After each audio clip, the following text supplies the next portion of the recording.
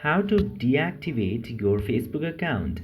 Now, in order to deactivate your Facebook account, you just simply need to open your Facebook app and tap to this three bars from the top right corner.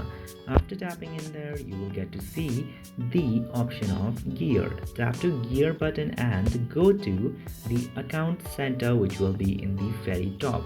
Tap to account center and you need to select the option of manage account. After connecting to the account center, tap to manage accounts, and beside the Facebook account, tap to manage button, and then tap to deactivation or deletion in order to deactivate your Facebook account.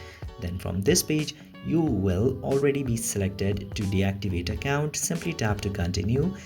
Then in the new page, you need to enter your password. This will not be visible to you because of the privacy reasons.